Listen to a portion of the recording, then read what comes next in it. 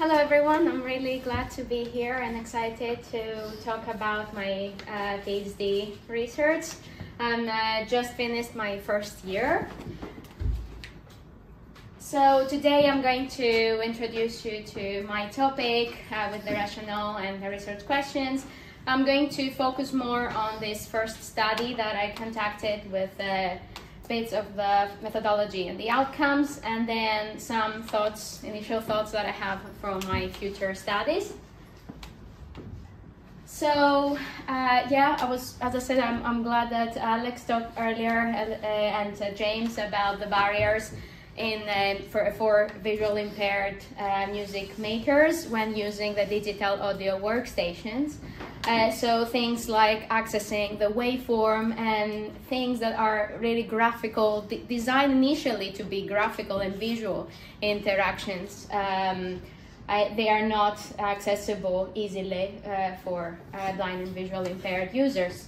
At the same time, I'm exploring haptic technology, which is attracting a lot of attention in both immersive experiences, but also like in common devices like our phones and a smartwatch and stuff. So combining these two, I'm concluding on my research questions, which are how we can, if we can use haptic technology, and more specifically, maybe I have a little preference on the Vibrotactile feedback for conveying information that has to do with interacting with the digital audio workstation and functionalities within it, and making audio-visual interactions more accessible.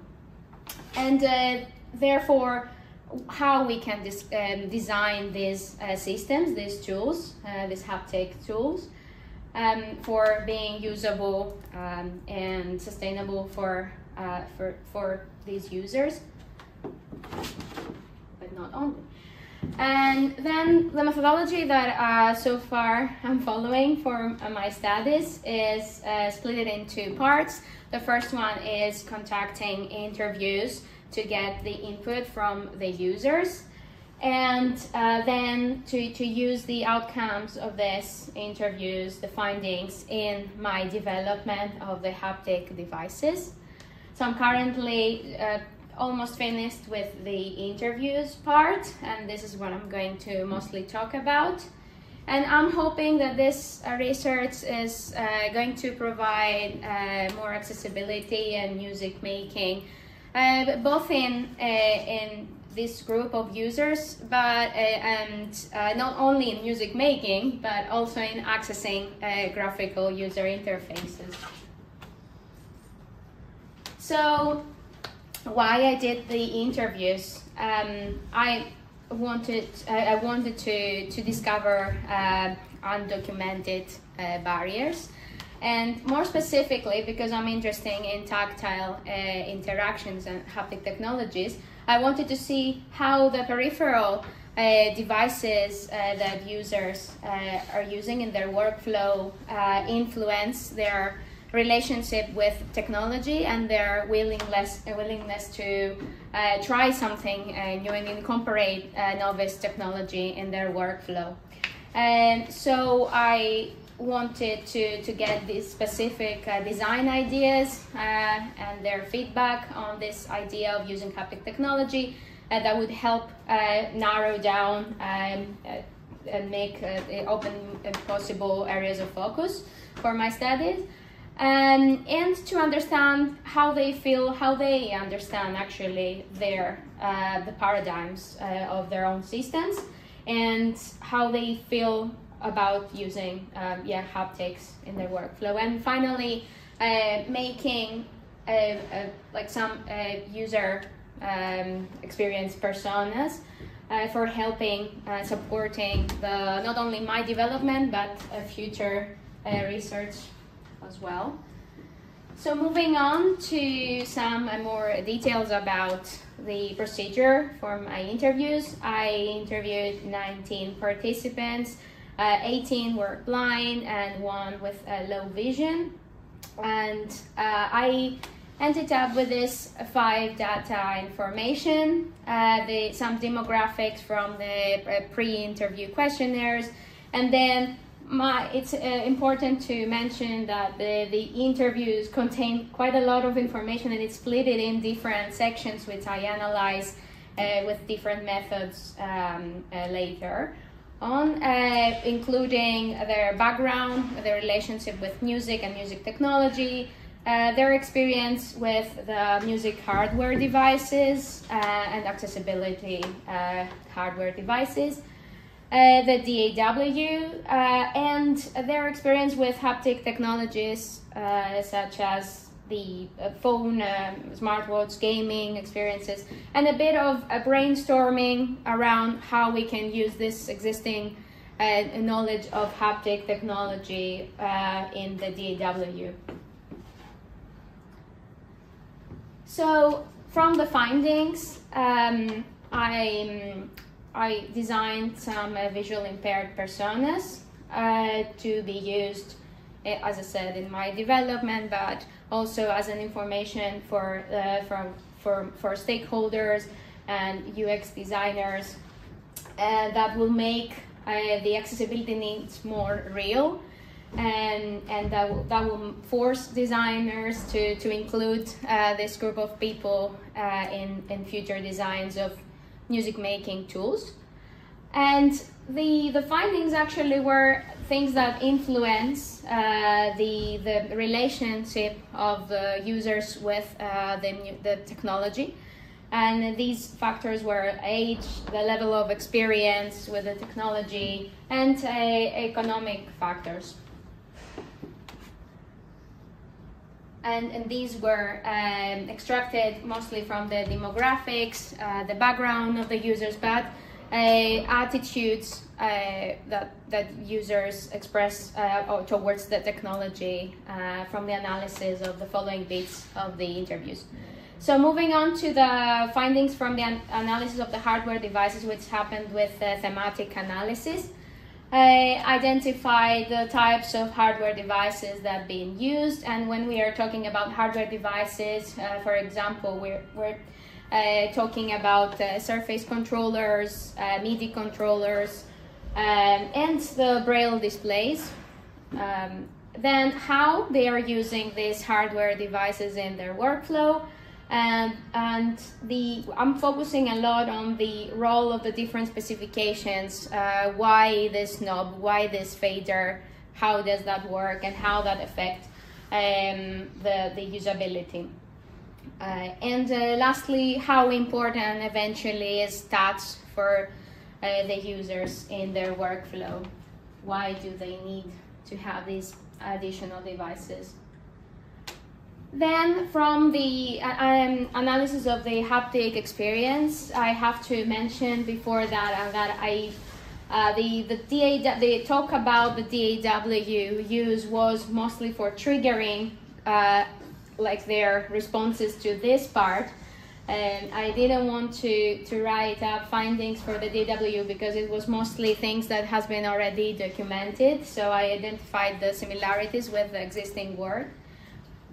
So in terms of the haptic experience, then I found how the people using the Vibrotactile feedback in their everyday life, and many ideas about new haptic feedback tools. So some examples of that are the very popular one was the use of some vibrotactile feedback in the peak meter, where 9 out of the 19th mentioned that one. And then with less responses, it was things that has to do with editing, with automation, audio effects, navigation, and some more. So if I wanted to conclude things that are important and what I'm taking from this study then is that the design of the specifications in the devices like the knobs and faders, they have to have design with the right affordance to do what they meant to do, what is natural to do. The balance between the voice feedback and the tactile feedback is very important for the users, where there are many cases where the one surpass the other. Portability and affordability as well, it's very important factors. And when it comes to specifically the Vibrotactile feedback, to have patterns and semantics that are really easy to understand and remembering them and learning them easily, and the whole system to be easy to be tailored in terms of how much Vibrotactile feedback we will have, how strong it would be. And then with that, I would like to finish with my last slide, with which has to do with the future studies. This is where I am at the moment. I am digesting all these findings, bringing them into what, where, and how I'm going to use haptic feedback in the DAW, and some initial thoughts are to use a type of Vibrotactile feedback armband, and maybe in the future to integrate some extra feedback on knobs or faders, but this is still in the early process. And then to evaluate, of course, this whatever tool I make with minimum of 6 participants, with both participatory design sessions, but also some concrete task-based testing. And thank you very much for listening. I'm looking forward for your feedback, and we have some time for questions, right? Thank you very much.